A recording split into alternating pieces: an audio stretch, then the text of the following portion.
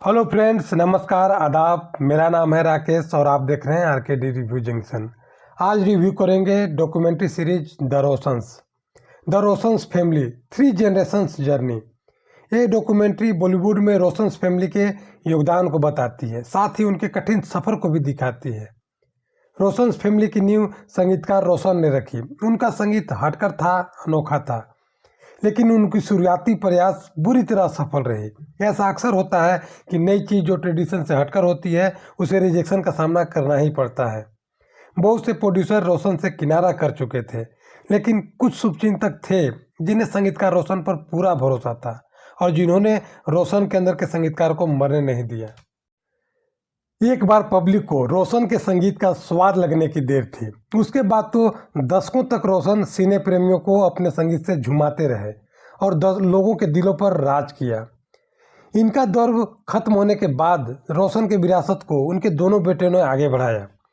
राकेश रोशन ने जहां अभिनय के क्षेत्र को चुना तो राजेश रोशन ने अपने पापा के प्रोफेशन को ही अपना बना लिया। राजेश रोशन एज ए म्यूजिक डायरेक्टर सफल हो गए, लेकिन राकेश रोशन चारों ओर से धक्के खा रहे थे। कुछ समय बाद राकेश रोशन को लगा कि प्रोड्यूसर मुझे अपनी फिल्मों में साइन नहीं कर रहे हैं, अच्छी भूमिकाएं नहीं दे रहे हैं, तो ऐसा क्यों न करूं कि मैं ही प्रोड्यूसर बन जाऊं, अपने लिए अच्छी भूमिकाएं लिखूं और अभिनय में खुद को साबित कर दूं। लेकिन कोई भी डायरेक्टर उनसे उनका बेस्ट नहीं निकलवा पाया और न ही वो अपने अंदर के भावनाओं को बेहतर ढंग से अपने चेहरे पर प्रोजेक्ट कर पाए।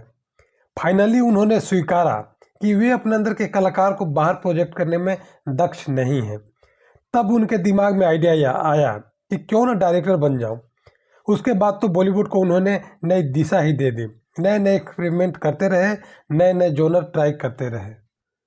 उनके डायरेक्शन को नया पंख मिल गया। सक्सेस रेट 100% हो गया जब रोशंस फैमिली की लेगेसी को आगे बढ़ाने तीसरे जनरेशन के चिराग ऋतिक रोशन की बॉलीवुड में धमाकेदार एंट्री हुई।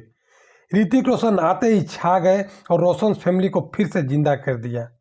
क्योंकि ऋतिक रोशन की फिल्म कहो न प्यार है सफल नहीं होती तो राकेश रोशन का करियर भी ढलान पर था। शायद कुछ समय बाद वो संन्यास ले लेते या आउटडेटेड होकर इंडस्ट्री से बाहर हो जाते। कभी ऋतिक रोशन का दौर है और इनका स्टारडम बुलंदियों पर है। इस डॉक्यूमेंट्री सीरीज में बहुत से स्टार्स ने अपने अनुभव साझा किए हैं।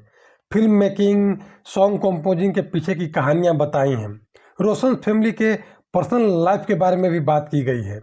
इस सीरीज को देखने के बाद फिल्मों से संबंधित नॉलेज काफ़ी इम्प्रूव होती है। बदलते दौर के साथ सिनेमा बदलती है, संगीत बदलता है, कोई चमकता है, कोई टूटता है।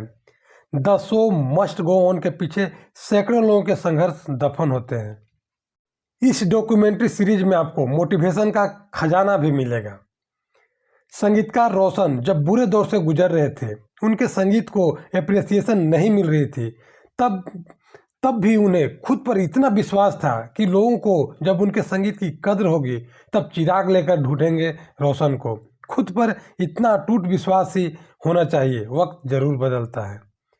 राकेश रोशन भी जब दर दर की ठोकरें खा रहे थे, अभिनेता के रूप में असफल हो गए, प्रोड्यूसर बने, उसमें भी फेल हो गए, लेकिन एक बात वो हमेशा खुद से बोलते रहे, I will not die until I prove myself. हमेशा खुद को तलाशते रहे और एक दिन डायरेक्टर बन के खुद को प्रूव भी कर दिया। और डायरेक्टर बनने के साथ ही रोशंस फैमिली में actor, director, producer, music director सब हो गए। ऋतिक रोशन भी जब जन्म लिए थे तो उन्हें कोई बीमारी थी, वे जन्म से कमज़ोर थे। डॉक्टरों ने बताया था कि ये कभी बॉडी नहीं बना सकते, हैवी वेट नहीं उठा सकते, लेकिन उन्होंने दृढ़ इच्छा शक्ति से मेडिकल साइंस को भी चुनौती दे दी। आज ऋतिक रोशन की फिजिक कैसी है, फाइट और डांस सीक्वेंस में कैसे हैं, हम सभी जानते हैं। ये डॉक्यूमेंट्री सीरीज मात्र 4 एपिसोड की है और 4 एपिसोड में ही आप 3 जनरेशन के सफ़र का आनंद ले लेंगे। इस सीरीज को आप नेटफ्लिक्स पर देख सकते हैं।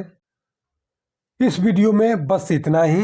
वीडियो में आपको अगर कुछ भी पसंद आया हो तो कमेंट बॉक्स में ज़रूर बताइए। वीडियो को लाइक कर दें। चैनल को अब तक सब्सक्राइब नहीं किया है तो सब्सक्राइब कर लें और जमकर शेयर करें ताकि मेरी वीडियो हर सिने प्रेमियों तक पहुंच जाए। धन्यवाद।